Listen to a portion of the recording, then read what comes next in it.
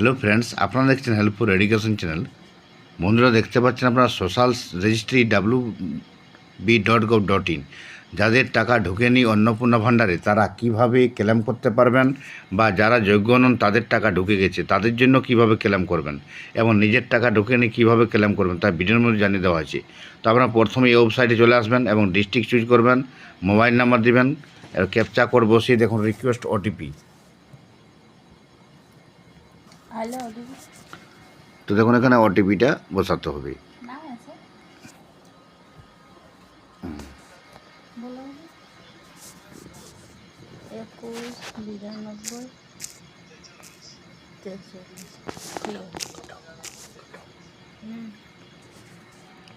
তো দেখুন আমরা এখানে ওটিপিটা দিয়ে দিয়েছি, দেখতে পাচ্ছেন বন্ধুরা। ওটিপি দেওয়ার পরে যখন পেজটা খুলে গেল, পেজটা খুলে পরে দেখতে পাচ্ছেন একটা টেম্পোরারি অ্যাপ্লিকেশন আইডিটা আমরা দেখতে পাচ্ছি। কত তারিখে আমরা আবেদন করেছিলাম? 8ই জুন।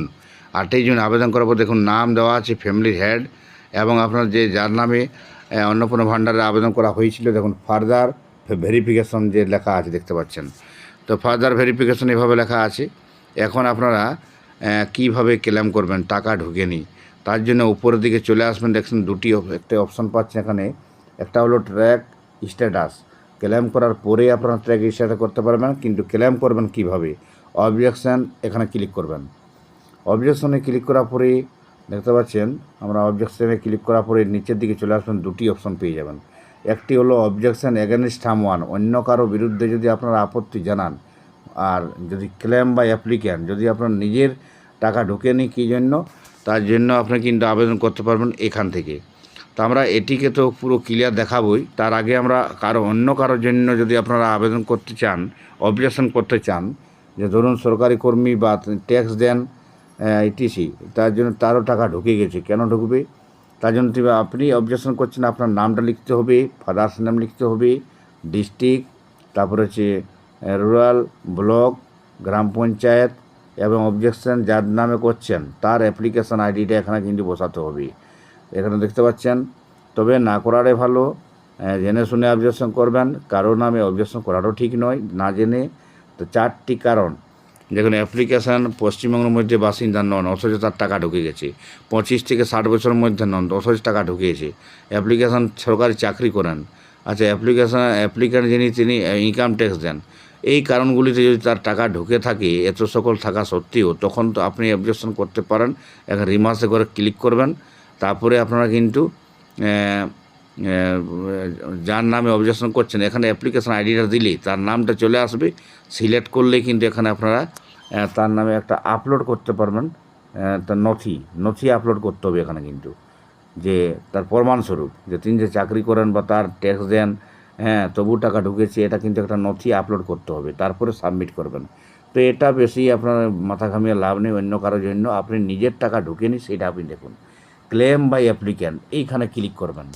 তো দেখতে পাচ্ছেন আপনি ক্লেম করছেন, আপনার টাকা ঢুকেনি, তো সেই জন্য আপনি ক্লেম করছেন। তাহলে অ্যাপ্লিকেশান নাম্বারটা এখানে দেওয়াই আছে, আপনি নিজের জন্য আবেদন করছেন দেখুন এখানে সমস্ত কিছু দেওয়া আছে, অ্যাপ্লিকেশান আইডিটা দেওয়া আছে। এরপরে ফ্যামিলির মেম্বার যে বিভিন্ন নাম আছে সবার, তো এই যে যতজন সদস্য আছেন যার নামে আপনি আবেদন করেছিলেন এই অন্নপূর্ণা, তার টাকা ঢুকেনি, তো সেই জন্য কী জন্য টাকা ঢোকেনি? আবেদনের বিবরণ ভুল আছে আপনার, অথবা ভুলবশত আপনার অযোগ্য হয়ে গেছেন, আপনার টাকা ঢোকেনি। তো সেই জন্য আপনি কোনটা বুঝতে পারছেন সঠিক, যদি বুঝতে পারছেন আবেদনে আপনার কোনো জায়গায় ভুল ছিল, তো সেটা সংশোধন করার জন্য আপনারা এখানে ক্লিক করবেন। আর যদি সেটা না হয়, আপনার সব কিছু ঠিক থাকা সত্ত্বেও টাকা ঢোকেনি, তখন এখানে আবেদন ক্লিক করবেন, এবং রিমার্সে ঘরে আপনি কিছু একটা লিখবেন, তারপরে ডকুমেন্টস আপলোড করতে হবে। 200 কেবির মধ্যে, 50 কেবি থেকে 200 কেবির মধ্যে আপনাকে ডকুমেন্টসটা আপলোড করতে হবে তার সাপেক্ষে। তারপরে আপনারা কিন্তু এখানে সাবমিট বাটনে ক্লিক করবেন। তো আমরা পুরো ভিডিও আপনাদেরকে দেখাচ্ছি আপনাদেরকে লাইভ। তো আমরা এখন চলে আসবো কোথায়, যে যিনি ধরুন যার নামে টাকা ঢুকেনি, যে কোনো প্রত্যেক সদস্যের নাম আমি এই যে এখানে নামটা ক্লিক করলাম, কারণ তিনি আবেদনকারী, তাই এখানে তার নামে তিনি অবজেকশন করছেন যে টাকা ঢোকেনি। কেন টাকা ঢোকেনি? এই 2 নম্বর ঘরটি, আমি 1 নম্বর ঘরটি ক্লিক করলাম, অ্যাপ্লিকেশান ডিটেলস ইনকারেক্ট, অ্যাপ্লিকেশানটা হয়তো কোনো জায়গায় ভুল ছিল। এখানে আমি রিমার্সে করে লিখব যে কোনো একটা লিখতে হবে মাই রেশন কার্ড, বা কোনো যার যেটা মানে সন্দেহ জান রাখবে যে এই জিনিসটা আমার ভুল ছিল যেখানে আবেদন করার সময়, is not my ration card details, DETAILS, details are not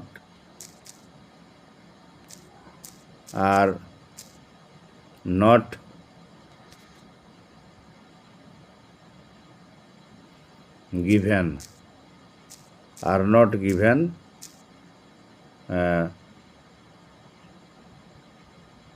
before, মানে আগে এই যে ডিটেলসটা দেওয়া হয়েছিল না বাই মিস্টেক, ভুলবশত, এইভাবে আমরা করতে পারি।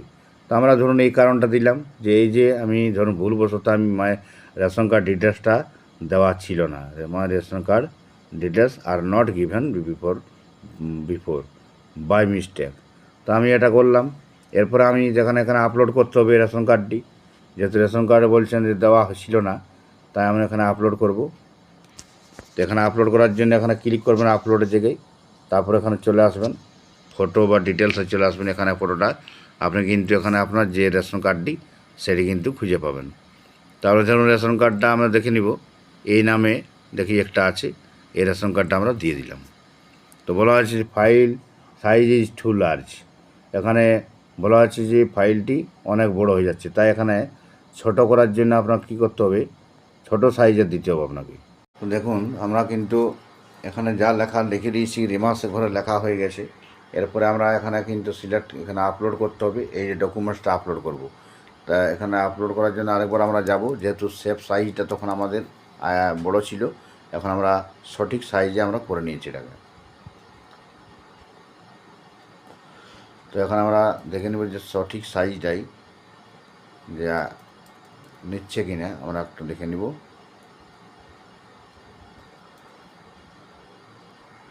তো যেহেতু এখানে আমাদের ফটো যেহেতু এটা ইমেজে যেতে হবে, ইমেজে যাওয়ার পরে কিন্তু আমরা এটাকে পেয়ে যাব।